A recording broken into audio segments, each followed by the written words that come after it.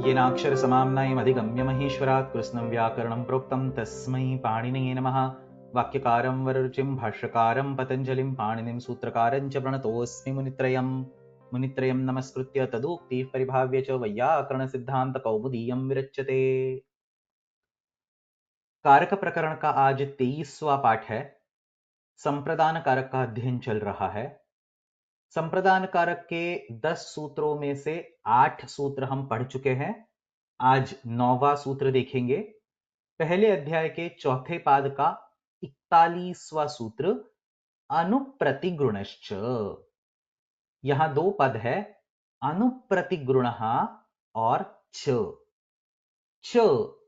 यह शब्द इस सूत्र में पूर्वस्य कर्ता, इन 2 शब्दों की पिछले सूत्र से अनुवृत्ति करने के लिए रखा है। साथ में ही संप्रदानम, इसकी भी अनुवृत्ति आ जाएगी। कारके, ये अधिकार तो है ही, तो पूरा सूत्र बन गया अनुप्रतिगुणः पूर्वस्य कर्ता संप्रदानम कारकम। अनुप्रतिगुणः, इस शब्द को देखते हैं। यहां अनु और प्रति ये 2 उपसर्ग है और गुणः यह गुणा, इस आकारांत पुल्लिंग शब्द का षष्ठी एकवचन है। यह समझ लेना।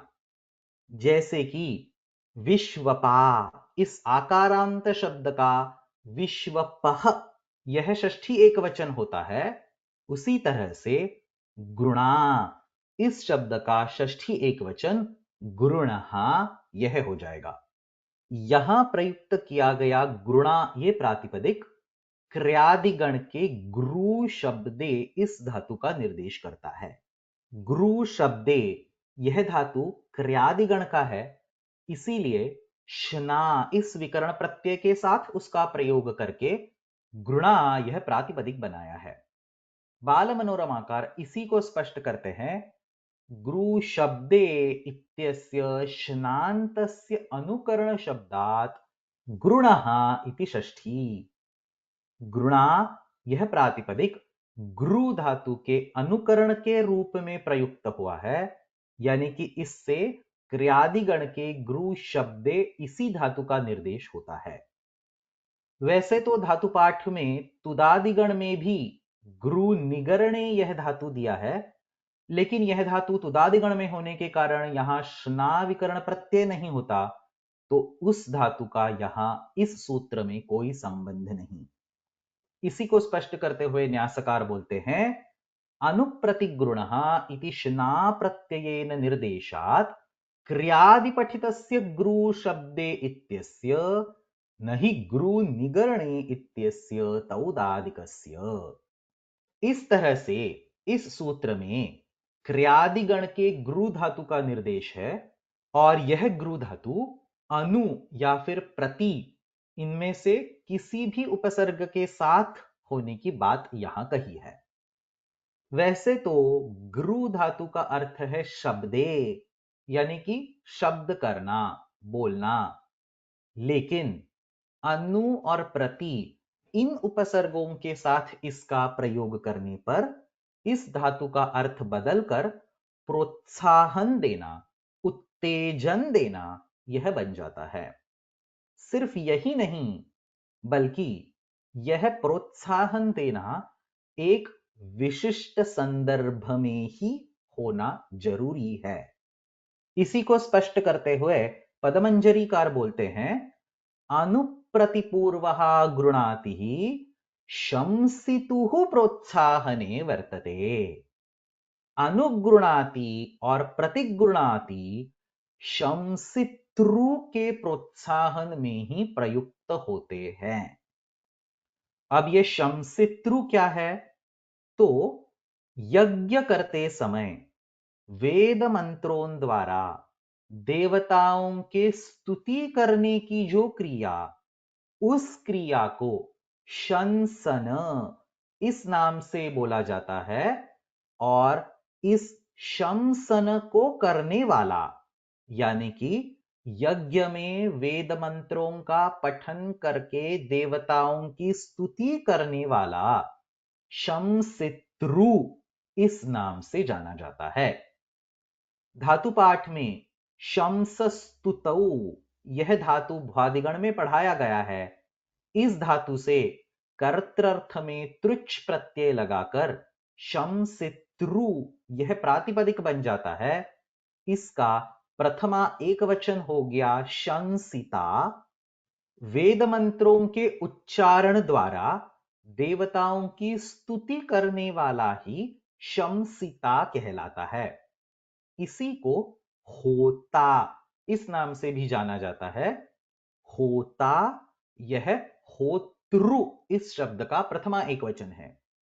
इस तरह से शंसिता द्वारा या फिर होता द्वारा देवताओं की स्तुति में वेद मंत्रों का उच्चारण करने पर वहां उपस्थित होने वाला अन्य कोई अध्वर्यु उस शंसिता को यानी कि उस होता को प्रोत्साहित करता है।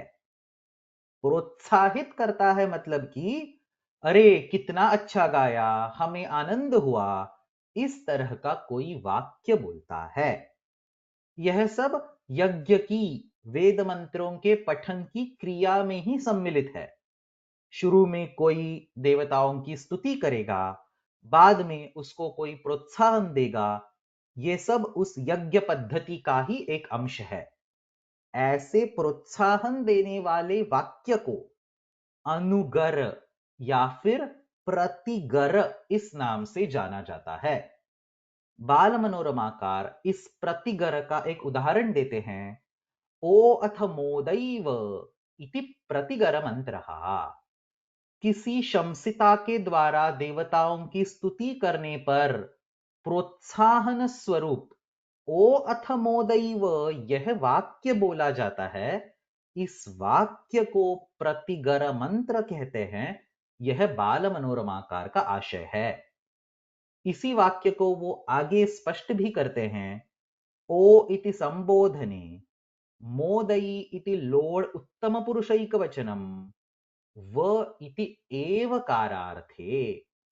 मतलब कि हे होतः अथ त्वदीय शंसनानंतरम तुष्यामि एव इति तदर्थः। अरे होत्रु, तुम्हारे इस वेद मंत्रों द्वारा की गई स्तुति से हमें आनंद ही हो गया, ऐसा कुछ बोलना प्रतिगर है। इसी को अनुगर भी बोलते हैं। जैसा कि मैंने पहले ही बताया, यह सब यज्ञ के विधि का ही एक भाग है।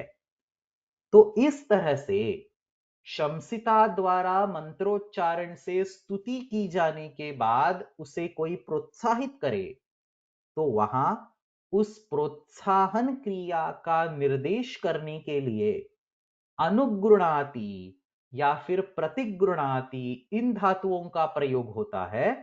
जैसे कि अध्वर्युः अनुगृणाति या फिर अध्वर्युः प्रतिगृणाति। अध्वर्यु प्रोत्साहन देता है, यह इसका अर्थ हो गया। इस तरह के वाक्य प्रयोग में पूर्वस्य कर्ता यानी कि पूर्व क्रिया का कर्ता यानी कि मंत्रोच्चारण क्रिया का कर्ता संप्रदान संज्ञक बन जाता है। यह इस सूत्र का अर्थ है। अनुप्रतिगृणः पूर्वस्य कर्ता संप्रदानम। अनुगुण या फिर प्रतिगुण की क्रिया में पूर्व क्रिया का यानी कि स्तुति करने की क्रिया का कर्ता संप्रदान संज्ञक बन जाएगा। इसीलिए अब प्रयोग होगा अध्वर्युः होत्रे अनुगृणाति। होत्रे यह होत्रु इस शब्द का चतुर्थी एक वचन है। इस होता की संप्रदान संज्ञा हो जाने पर चतुर्थी संप्रदाने सूत्र से चतुर्थी आ गई, जिससे होत्रे अनुगृणाति या फिर होत्रे प्रतिगृणाति यह प्रयोग बन गया। इसका अर्थ क्या हुआ? तो होता पहले मंत्रों से स्तुति करता है और फिर अध्वर्यु उसको प्रोत्साहन देता है।